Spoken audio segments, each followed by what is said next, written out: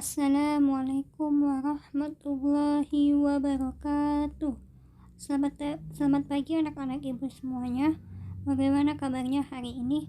Mudah-mudahan kita semua dalam lindungan Allah Subhanahu wa taala dan diberikan kesehatan serta keselamatan agar terhindar dari virus yang sedang mewabah di negara kita ini. Baiklah, pada pertemuan kali ini kita akan membahas tentang puisi rakyat. Nah, puisi rakyat ini termasuk ke dalam karya sastra. Karya sastra itu terbagi menjadi dua, yaitu prosa dan puisi. Prosa itu merupakan bentuk karangan bebas, sedangkan puisi adalah karya sastra dengan bahasa yang padat, singkat, berirama, dan menggunakan bunyi yang padu serta memperhatikan pemilihan kata-kata. Nah, kalau yang termasuk prosa itu adalah cerpen dan novel. Kalau dia puisi, itulah dia ada puisi rakyat yang isinya pantun, gurindam, ataupun puisi baru yang saat ini atau puisi modern yang biasanya kalian tulis. Nah, jadi selanjutnya puisi rakyat ini adalah puisi yang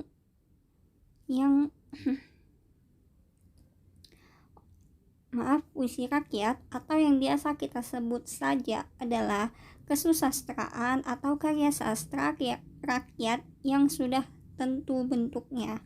Artinya bentuknya tidak bisa diubah, ya harus bentuknya seperti itu.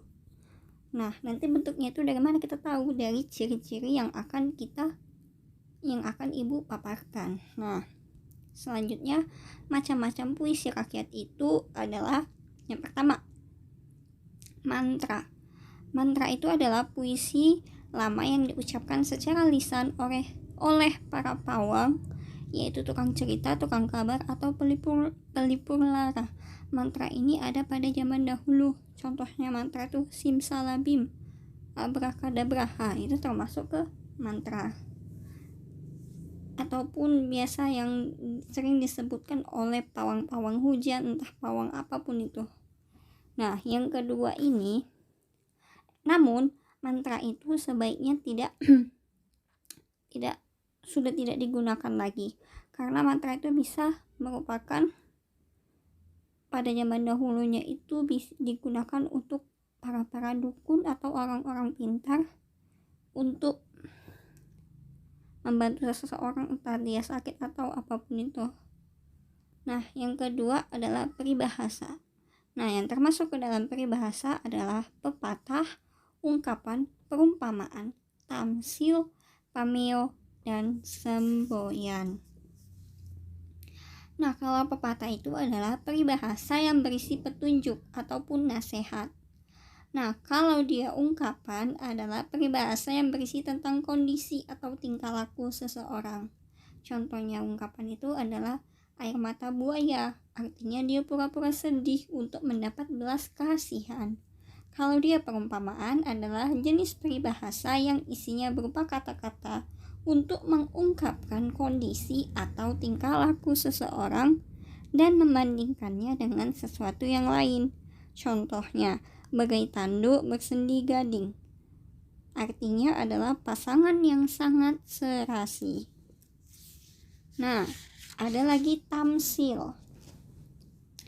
Tamsil itu adalah jenis peribahasa yang bertujuan untuk membuat perbandingan suatu hal atau perkara. Contohnya, tua-tua keladi, makin tua makin menjadi. Maknanya adalah orang yang semakin tua semakin seperti anak muda sikap dan perlakuannya. Ada lagi pameo. Pameo itu adalah jenis peribahasa yang isinya biasanya mengandung celaan, peringatan, atau ejekan. Nah, contohnya itu malu bertanya sesaat di jalan. Nah, ini kan sudah sering kalian dengar pasti, malu bertanya sesaat di jalan. Maknanya itu adalah orang yang malu bertanya kepada orang lain yang lebih berilmu pasti akan merugi. Nah, Jadi artinya kalau kita nggak tahu atau kalau kita kurang tahu tentang sesuatu atau tentang suatu hal, kita bisa tanyakan ke teman kita, mungkin dia lebih tahu. Nah, artinya kan kita jadi tahu juga. Jangan kita diam-diam saja. Jadi kita nggak tahu apa-apa yang dari hal tersebut. Sedangkan ada teman kita yang tahu. Nah, yang terakhir adalah semboyan. Semboyan itu adalah jenis peribahasa yang merupakan kumpulan kata atau kalimat yang dijadikan sebagai sebuah petunjuk atau keyakinan. Contohnya itu adalah rajin pangkal pandai. Nah, pada kalimat ini pasti sudah sering kalian dengar atau kalian baca di sekolah-sekolah. Artinya rajin pangkal pandai itu memiliki makna barang siapa yang rajin belajar maka akan menjadi seseorang yang pandai. Siapa yang tidak mau pandai di sini, ya kan? Makanya rajinlah belajar. Nah, selanjutnya adalah pantun. Pantun itu ialah puisi Melayu asli yang juga terdapat di seluruh Indonesia. Artinya pantun ini ada di mana-mana saja. Nah, yang keempat itu adalah gurindam. Gurindam itu merupakan bentuk puisi lama yang berasal dari luar atau bukan asli Indonesia. Nah, yang kelima adalah syair. Syair itu berasal dari kata syu'ur, berarti perasaan, yang kemudian berkembang menjadi syi'ru, yang berarti puisi. Pada dasarnya, syair itu berasal dari Persia berbentuk cerita, yang dipadukan seperti halnya pantun. Namun, syair tidak selesai dalam satu bait, sebagaimana seperti pantun. Syair juga tidak mempunyai sampiran seperti pantun. Nah, kalau pantun itu biasanya terdiri dari 4 baris. Hanya 4 baris itu saja sudah mencakup atau sudah memiliki makna, tidak ada sambungannya. Nah, kalau syair, dia tidak bisa hanya terdiri dari 4 baris saja atau satu bait. Dia harus ada beberapa bait lagi, tapi dalam satu baitnya itu hanya terdiri dari 4 baris. Oke, kita bahas yang bagian pantun. Nah, ciri-ciri pantun itu yang pertama adalah setiap bait terdiri dari 4 baris. Artinya satu bait itu adalah ada 4 baris kalimat nantinya. Nah, yang B adalah setiap baris terdiri dari 8 sampai 12 suku kata. Yang C adalah bunyi akhir setiap baris bersaja AB AB atau rimanya bersaja AB AB. Nah, yang D adalah baris 1 dan 2 merupakan sampiran, sedangkan baris ketiga dan 4 merupakan isi dari pantun. Yang E, isi pantun atau jenis pantun adalah antara lain yaitu pantun nasihat, ajaran budi pekerti, agama, adat, dan lain-lain.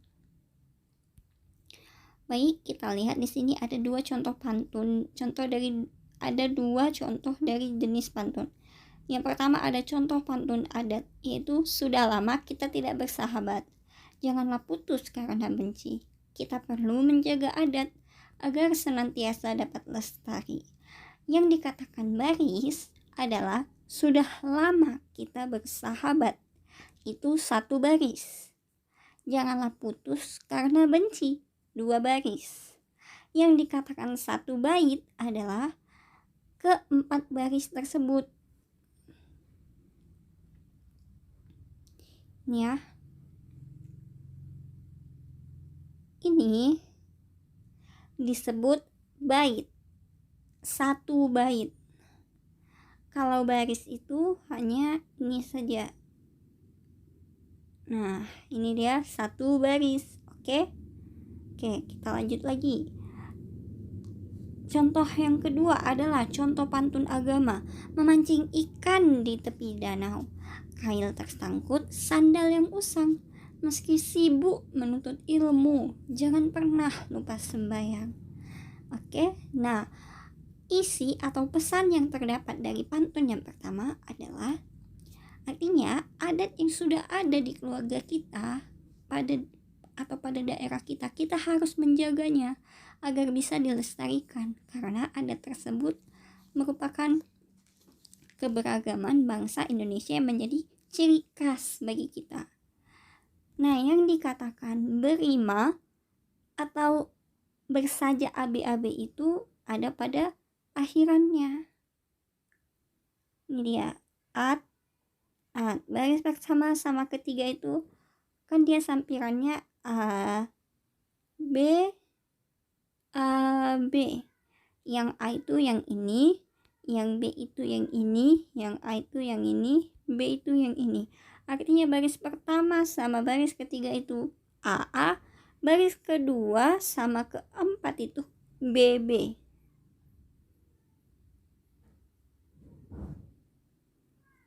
Oke.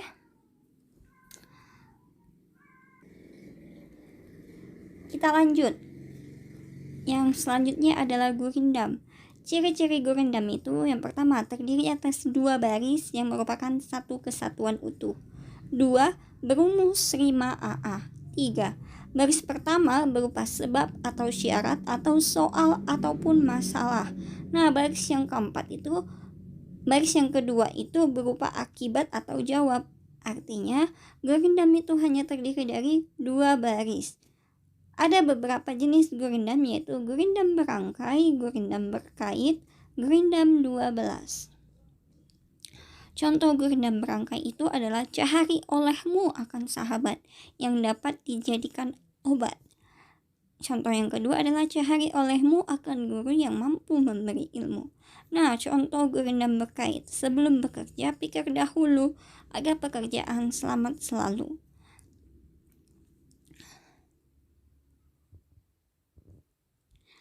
Tadi dikatakan baris pertama yaitu merupakan sebab ataupun masalah. Nah, kalau pada contoh gurindam berangkai yang bagian A itu, artinya kita harus mencari sahabat.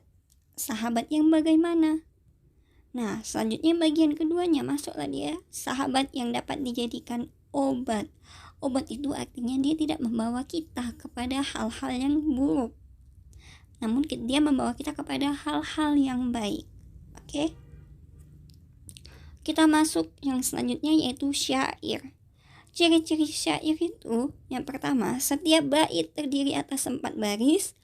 B. Setiap baris terdiri atas 8 sampai 12 suku kata. C. Semua baris merupakan isi. D. Syair bersaja A.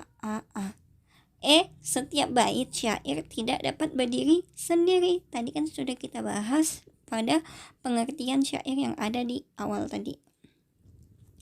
Nah, contoh kutipan syair Abdul Muluk. Ini hanya kutipannya saja, ibu hanya ambil 2 baitnya. Sebenarnya ada